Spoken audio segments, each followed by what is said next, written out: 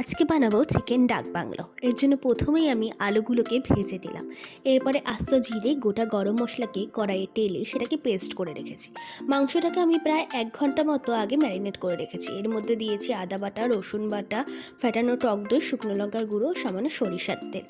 এরপরে আমি পেঁয়াজটাকে কড়াইয়ে দিয়ে ভেজে নেব ভালোভাবে, যতক্ষণ না পর্যন্ত এর রঙটা পরিবর্তন হয়। পেঁয়াজটাকে ভাজতে ভাজতে ব্রাউন কালার চলে আসবে। ব্রাউন কালার চলে আসলে আমরা বুঝতে পারবো পেঁয়াজটা সুন্দরভাবে ভাজা হয়ে গেছে। এরপরে আমরা আগে থেকে ম্যারিনেট করা মাংসটা এর মধ্যে ঢেলে দেবো এবং ভালোভাবে নাড়াতে থাকবো।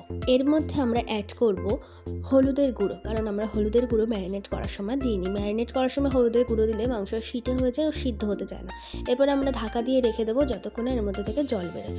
মাংস থেকে জল বেরিয়ে এলে আলু ও ভেজে রাখা যেই মশলার পেস্টটা ছিল সেটা দিয়ে দেবো। এরপর মাংসটাকে আমরা নেড়ে চেড়ে ভালোভাবে সব কিছু মিশিয়ে নেব। মিশিয়ে নেওয়ার পর এর মধ্যে অ্যাড করব পরিমাণ মতো লবণ। আমি যেহেতু ম্যারিনেট করার সময় হালকা লবণ দিয়েছিলাম, তাই জন্য এখানে আমি সামান্য লবণ দিলাম। এরপরে ঢাকা চাপা দিয়ে রেখে দেবো যতক্ষণ না তেল বেরোচ্ছে ততক্ষণ। আমি 2টো ডিম সিদ্ধ করে আগে থেকে ভেজে রেখেছিলাম। মাংস থেকে তেল ছাড়লে 2টো ডিম দিয়ে কিছুক্ষণ রেখে দিলে ব্যাস রেডি আজকের আমাদের চিকেন ডাক বাংলো। তাহলে আর দেরি কিসের? এবার তোমরাও বানিয়ে ফেলো, নিজে খাও আর সবাইকে খাওয়াও।